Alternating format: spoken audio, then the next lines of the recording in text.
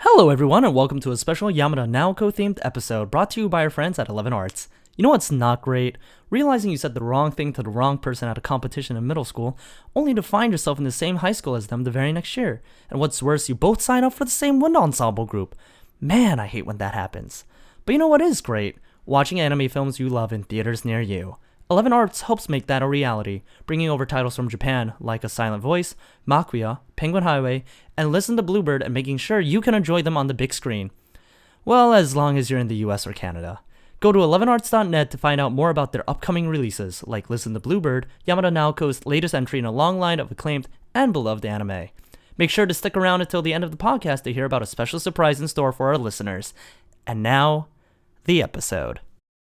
Hello everyone and welcome back to the R Anime Podcast, and today we have a very special episode presented to you by our friends over at 11 Arts Studio because of their upcoming release of, drumroll please, Liz and the Bluebird, the side story sequel movie to Sound Euphonium Season 2. And today I have with me the one, the only, the possibly 1 out of 807, Shaking. How are you doing? Great, how are you?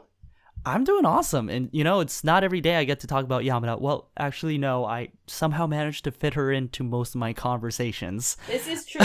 I mean, I would expect this from you since you actually did a panel out on her about 2 or 3 years ago at Anime Next down at it's a convention down at Atlantic City, New Jersey. Yes, I did, and you were there, thankfully. I was there. That was a good time.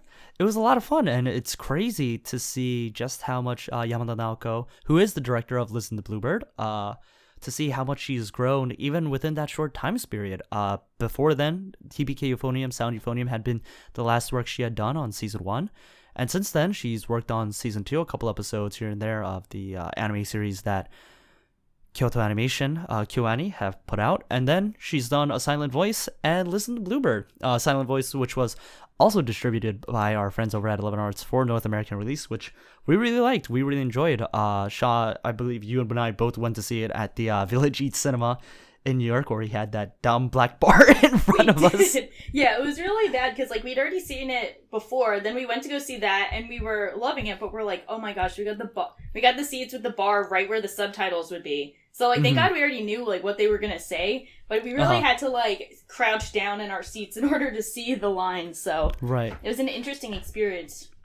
It also helped that Shoko is deaf and didn't speak all that much, so you needed subtitles the lines a little were less. Minimal, so I'm very appreciative of that. That worked out nicely. Worked in our favor, and with Listen Bluebird releasing on November 9th, 2018, just a few weeks away from the release of this episode in North America, primarily the United States and Canada, I'm excited to see what's going to happen, and especially given my background in, I guess, one of the OG Yamada stands for the last number of years now. You're definitely the OG Yamada stan for me. I don't know anyone who stands her that hard. In a positive way. Oh, thank you. I appreciate that. But yeah, and I think we want to take this episode to try and not dive too deep into Yamada's work. That can be for a later time, but mostly for anyone who's coming across this podcast, doesn't really know about what Yamada has done in the past, or why we should really care that Yamada is in charge of this property, or if they're just interested in Listen to Bluebird, we can go into that as well, because honestly, I'm super excited for this. Me too, and I'm very excited now that I know that Liz and the Bluebird is actually the Hibike Euphonium movie, because we were talking about this before, and I was like, oh yeah, I'm really excited for the Hibike Euphonium movie, but what is Liz and the Bluebird? And you're like, it is the Hibike Euphonium movie. So that was a big oof on my part, but I'm now glad that I can be educated. Yeah, it is interesting, and I think it had to have been a conscious decision, right? Because most sequel films, more side story films have the original title first and then a subtitle. I'm thinking of something like Disappearance of Haruhi Suzumiya, for example, or Yamada's one of her other movies, K-On! The Movie. Yeah. Pretty simple to understand where that's coming out. from. Not too much, not a big jump there for that one. But right. But it's interesting because even in the art style for Liz and the Bluebird looks kind of looks different than the Hibike Euphonium art style, because I was looking at some of the pictures on the My Anime List page for the movie, and some of it has this really watercolor pastel look to it. So it makes it really interesting because it doesn't really look like Hibike Euphonium. So one of them, it doesn't even, like, it looks nothing like it. It looks like it could be a completely separate film franchise. And it almost looks nothing like Yamada has ever done before. Yeah, the character designs are very different than usual. They're a lot more simplified, but not in the way that K-On! Was simplified or Tamuko was simplified. It almost seems kind of oil painty wise, kind of art housey, which, given her background, makes a lot of sense for given the fact that Yamada got her start in college studying oil paintings and loves to talk about her influences in Russian art house films. Which is, like, pretty amazing. I never would have predicted that. Right, especially when you see something like K-On! The first thought that comes to your mind is not, oh yeah, this person. This Russian art house.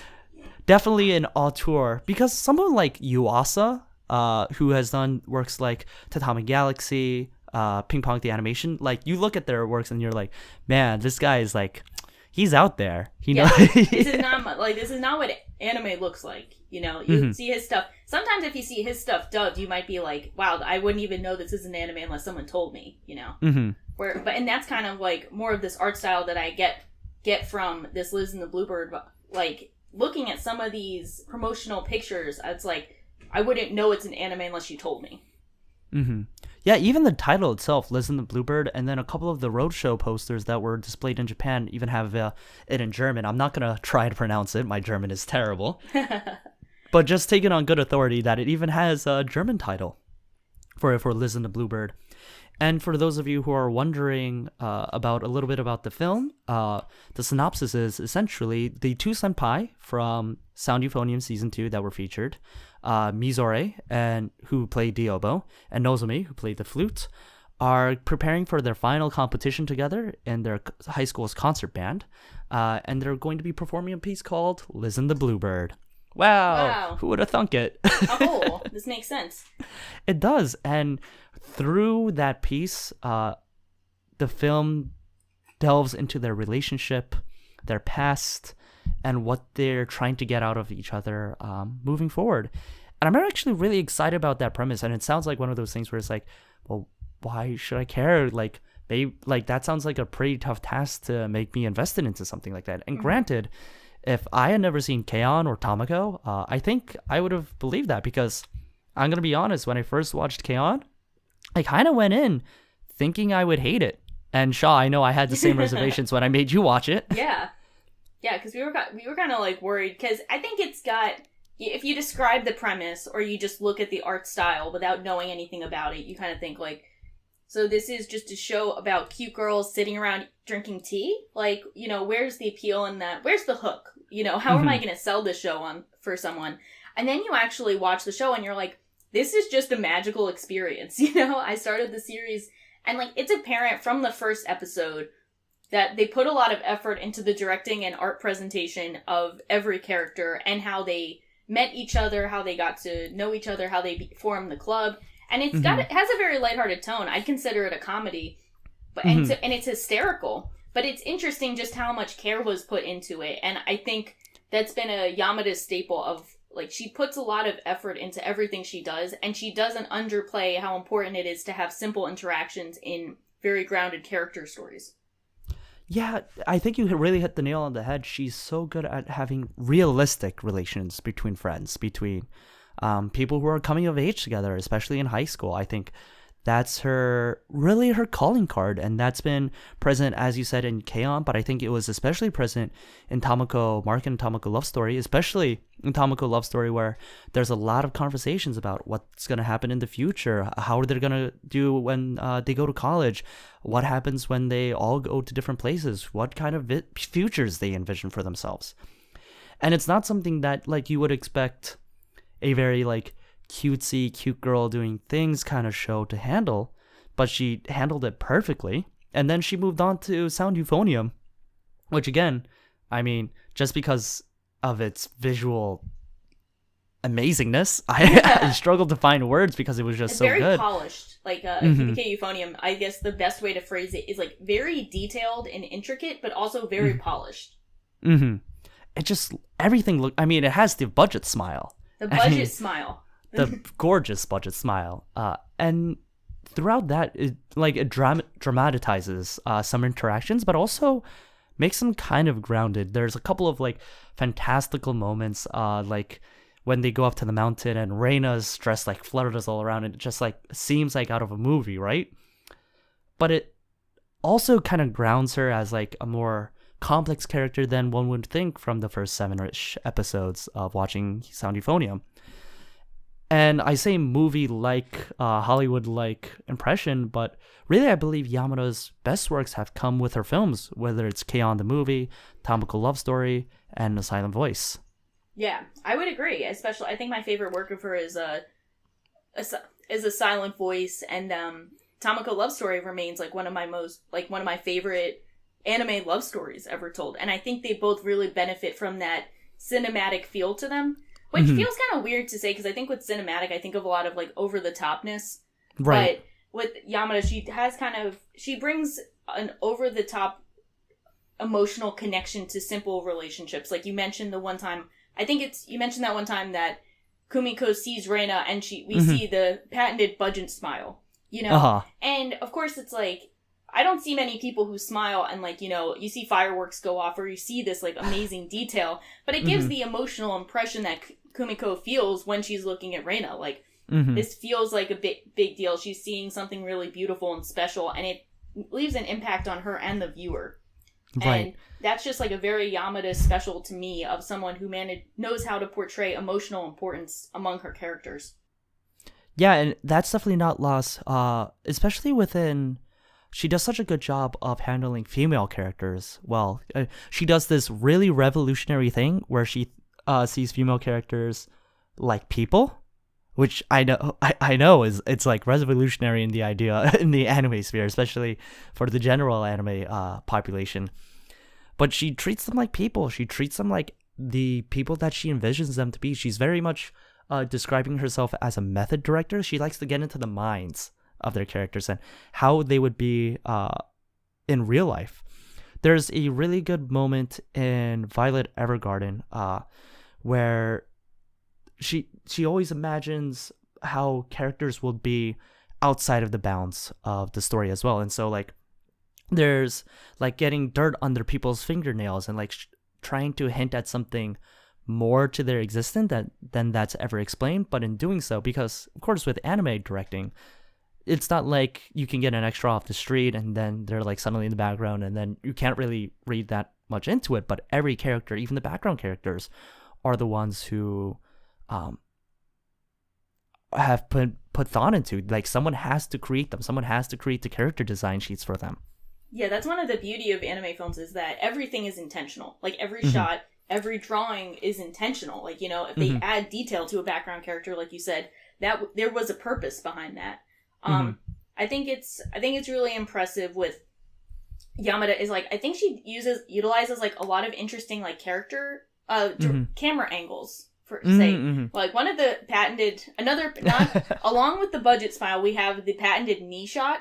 Yes, the leg shot from Yamada. She loves focusing on characters' knees, and I think you said that in an interview she once said that helped express like characters' emotions, like, you know, shuffling of the feet to be nervous, you know, like not really standing like firmly on the ground, you know, that there was a lot that you could portray with how characters use their legs. Yeah, and I think it's interesting because we usually think of eyes or hands as easy ways to understand body language, but she puts a lot of emphasis on their legs, their lower half, and I think it might be easy to betray how you feel upwards with how you act downwards, and also she makes it so distinctive. There's the last shot of the K-On! Franchise that's in the K-On! Movie is like a minute and a half of just a panning left to right shot of the four girls, the four main girls walking and talking. And you don't see their upper halves, you just see their feet, you just see their legs just walking across the street, and you can instantly tell which pair of legs belongs to who. Yeah, exactly. You can tell so much of their personality from their legs. Like, we know each character just from their legs. Which is interesting, like, definitely to portray their personality really well. And I think it goes to her almost obsessive nature as a director in trying to make these characters come to life as much as possible. She speaking, going off on the legs mention, she talks about how she really wanted in K-On! To buck the trend of having anime girls with like really unrealistic model-like legs. Mm-hmm. And she hated that. And she's like, I want them to be like realistic legs. Like, not everyone in high school has like super long legs that are like super skinny. Like, that's just not realistic. Yeah. And yes, it's drawn medium, but that doesn't mean you have to abandon all forms of realism.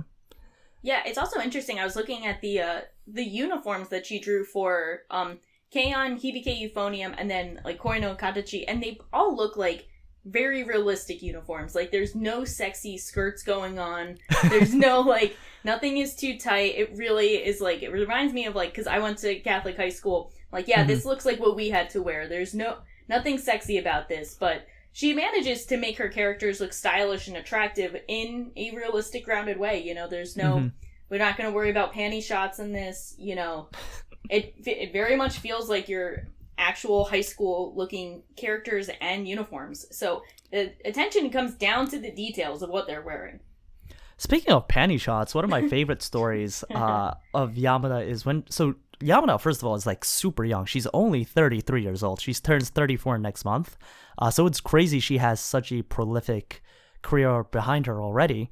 But when she was, I believe, 21 and working on Clanad and working on one of the episodes, there was a moment when Fuka's, one of the characters, her skirt goes up and she's a schoolgirl and her panties were supposed to be shown. And Yamada, she was like, I feel kind of uncomfortable about this. Is there any way we can cover it? And so I believe it was Ishidate at the time, or Ishihara. Yeah. It was Ishihara was like, well, what do you want me to do? And she was like, I don't know. Can you draw some like stars? And like he drew so many stars over that scene that it like ripped through the page.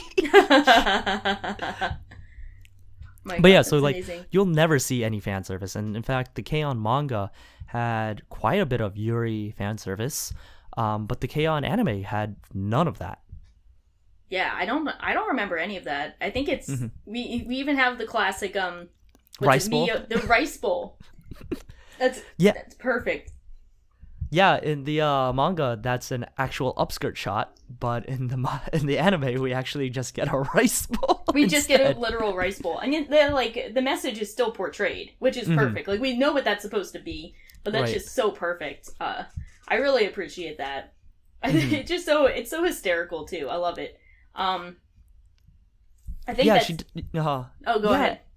Oh yeah, I was just gonna say, and it goes to show she doesn't want to cheapen their relationship. She doesn't like want to make it one-faceted between not just the character and the other characters on the show, but the characters and the audience. She doesn't want us to feel like, oh, this is bait for you. This is like pandering to the fans. She like very much views this as a critical work of art, and I think that very much came across in the numerous awards she's won, especially considering the Japan Media Arts Festival New Face Award she won for Tamako Love Story. Yeah, it's really interesting too, because when you see that the other recipients around the same level of artistic merit, like it has a Makoto Shinkai, Hosoda, like Yuasa. Yeah, and these are all a lot of directors that I think people hold in very high opinion, high acclaim. Like they're very renowned directors, and everyone's kind of racing to see who's going to be the next Ghibli, like who's going to be the next Miyazaki, excuse me. And you don't hear Yamada's name being thrown around, but it's interesting to hear that in Japan, she's considered one of the most renowned anime directors. Yeah, people already consider Tamako to be a lasting masterpiece, which is weird considering the reputation it has on the West generally. But yeah, Japan, they love it. And when she won the the New Face Award in the Japan Media Arts Festival for Tamako Love Story, they mentioned how, it's New Face because, she's still so young, even though she's already created K-On! By this point, by the time Tamako Love Story had come out. But, and I quote, they talk about the award presenter talks about how the film is also reinforced by the technique of its animation and the calculation of its direction and by a strong will. I feel certain that this work is the kind that can assume the role of so-called Japanimation. And in a sense, this film represents the point at which Japanese animation has arrived today. And it's not like some rando is talking about this, right? It's not some like guy on like 4chan or 2chan is talking about this. It's Ryosuke Takahashi, who is one of the OG anime directors. This is the guy who worked on such things as Astro Boy. He directed Cyborg 009. He worked on Princess Knight. So like this guy was working on anime in the 60s, so you can't really get much more OG than him. Yeah, he shows up sometimes, you know.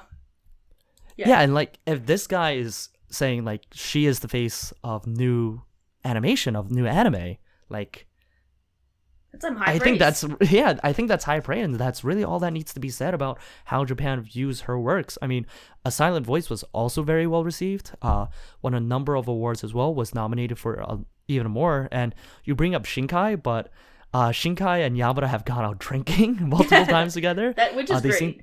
They seem to be very at least in a sense very close friends, or at least close I guess contemporaries. There's a interview at which point Shinkai describes Yamada as an immensely beautiful woman, which I think is very cute and very nice and very sweet. I bet I wonder if she's like his director crush or something, which would be adorable. He does talk about, like, in his interviews, I remember when it was Your Name was coming out, Kimi no Nawa, he would talk about like, yeah, like, can we talk about Koe no Katachi? Can we talk about A Silent Voice? Because like that's a great film, because both of those films came out around the same time as each other. Yeah, exactly. Like, it's so funny because you think about everyone's like, what do you like more, Your Name or A Silent Voice? And it's like they kind of have this like weird rivalry because they both came out around the same time and both of their abbreviations have K and N's in them. But they like the directors are just going out drinking and having a great time while everyone's like, no, this one is better, no, this one. Like, no, they're just having a great time laughing at our expense. Yeah, they don't really care. It's not really competition for them. Yeah, exactly. And I think that's what you get out of the best artists. Like, the competition isn't like we need to make more sales than someone else. We want to make the best work possible. Like, you don't get something like K-On! And thinking like, oh, this is going to be a commercial success. This is going to be amazing. They made that movie when only one volume of the manga had come out. It wasn't terribly popular. And she got rid of all the Yuri fan service stuff that would presumably draw in the late night crowd. And yet it became, at the time, the first anime to sell over 50,000 Blu-rays average for each one of its Blu-rays. And then between season 1 and season 2, it was able to sell the most Blu-rays of all time during that period, beating out Bakemonogatari. That's amazing. Yeah. Bakemonogatari is like the best-selling Blu-ray anime, I think, right? Yeah. I think Yuri on Ice is up there too, but I mean, if you're in that conversation with something from 2009 that they gave a 23, 24-year-old rookie director, like, you're in pretty good company. Yeah, it's pretty amazing. It's so cool to see what she's accomplished and like all of these great works that she has. It makes me, and that's why it's kind of interesting because we're talking about like Liz and the Bluebird being directly tied to Yamada and like her kind of taking on her own work. But it should be interesting because we've seen so much success from her and how much success she can do on her own while going away from source material, that we have a lot of faith that she's going to make an amazing product, as she's done throughout her career. Right, like Tamako Love Story and Tamako Market were completely original properties. Yeah. So she did that from scratch, and that was the risk she took, because she could have easily done a K-On! Season 3, and then they were like, no, let's do Tamako instead. And with A Silent Voice, one of my favorite scenes is actually, even though I love the manga, one of my favorite scenes is the anime original scene where they go on a date to the modern art park. Yeah, that was a cool scene too, because I don't think there was any dialogue or any form of communication at all. It was just really like them walking around and they kind of were just enjoying the atmosphere with each other, which is kind of one of the only moments of peace in the film where there isn't some kind of underlying angst or guilt present. Like, that was just kind of like them at peace. And even then, like, it ends with him like slipping down the edge, and then him like wondering why she's apologizing, what they're talking about, and like it reveals so much about their character through like such a quick, small interaction. Yeah, and she does that so well. Just like these small interactions that speak like mouthfuls of what they mean to each other. Right. And that's why I'm excited for Liz and the Bluebird, especially because it basically takes two characters who are side characters, right? Because the story of Sound Euphonium, Hibike Euphonium, is about Kumiko and Yeah. Reina and Asuka, but mostly Kumiko. And yet, Kumiko does appear in some of the roadshow posters, and I'm sure she'll have some sort of role. But But she's listed this as a supporting character. exactly, this is about Mizore and Nozomi. And given that what we know about Yamada, I can already imagine that she was already in their heads when she was directing, as the series director for season 1 and season 2, that she was already getting their heads and saying, like, what is their motivation? Why does this happen? And we actually kind of see it with with her directing style, because she does a thing called the Yamada Pa, or the Yamada hands, where she'll like put the hands together and like have like the fingers pointing outwards, or like the mouth like covering with like both of the characters' hands covering their mouths. Oh yeah, And you love apparently that one. that's like a tick that she does in interviews and daily life. Oh, that's so cute. Yeah, I've definitely seen that before. I know you love that one too. Yes. It's just so fun like watching it throughout. Oh, and she also loves doing the double arm flex for her characters. Oh yeah, the like The what- Yamada strong. Yeah, she does Kyoani that for strong. she did that for Mugi, she did that in Keion, she did that for Kana in Tamako, and she did that for Chitanda in Hyoka as well, for the Major thug life. one of the 2 episodes she directed. yeah. Yeah, so like you see that she like really embodies the characters, and when you have someone like that, you know they're not going to do those characters a disservice. Wow. Yeah, exactly. So we know that she's gonna do well. Hopefully, we see a Yamada strong pose too. Yeah, I would love that. I mean, I would love that a lot, especially because it kind of brings a bit of humor into it, but also lets you know that in that moment, Yamada is like really feeling the character. Yeah, and I'm excited to see this because it's a bold move to say we're gonna make another entry to the Hibike Euphonium franchise, but we're not even gonna put the name of the franchise in the title, and we're gonna focus on 2 mains from season 2. These aren't even 2 side characters from season 2, and we're gonna make them the mains. Like, if you think about it, these aren't even side characters that we've seen across both seasons. Like, these are Right. 2 season 2 only characters, and they're gonna get the entire focus. Right. It's And it's also abandoning as you mentioned, the very polished art style that Sound Euphonium had in season 1 and season 2 that was consistent. It's much more art housey. It's very different. yeah. It almost looks completely different. It almost doesn't even look like Kyoto animation style, because Hibike Euphonium looks a bit different from the Kyoto animation style. Like like Hibike Euphonium looks different than K-On! But I don't even know if this looks similar to any Kyoto animation work. Right. And you kind of see like some similarities, right? And like obviously there's the memes about the KyoAni face, and then the memes debunking the KyoAni face. And like K-On! And Tamako Market look similar because the same character designs. Hyoka looks a little different than like Nichijou, obviously. But like Sound Euphonium, Hyoka and like Free look kind of similar. Sound Euphonium and Violet Evergarden kind of had similar character designs, but nothing is really like the artsy way that Listen to Bluebird is. And it kind of reminds me of the watercolor-esque scenes that she was able to pull off in Tamako Love Story. Yeah, those were some amazing stuff too. Like that was such a cool scene because she managed to portray this like very intense emotional situation in a very airy, light way. So it wasn't like really pounding us over the head with like how emotionally intense it was. It was kind of like showing Tamako running through, I think it was like watercolor, like balloons and streamers. It almost looked like a party, but it was meant to be like, kind of like, wow, this is really the life of Tamako, like how she perceives reality and how much of a shock this was to her. Yeah, and because of that, one of the things that's underrated about simpler animation is that it allows you to be more free with the animation, so like you can do more complex movements, right? So you can like really bring to life the characters. And I think with something like this where it's supposed to be a quiet character drama, and I'm assuming they're mostly going to be playing instruments, and like when you play instruments, especially woodwind instruments, you can't talk at the same time. I would know. I did play a woodwind instrument. Yeah, so like so much is going to be dependent on their body language. Yeah, I wonder if they're gonna focus though on like kind of the like when they're not playing, or if it's going to be just like them playing and kind of like them imagining the musical piece, Liz and the Bluebird, and that's going to kind of portray their emotions. I'm not sure though, because I gotta be honest, so like this is focusing on a oboe player and a flute player, and I played clarinet, and clarinets have always been sacrificed at the expense of oboe players and flute players.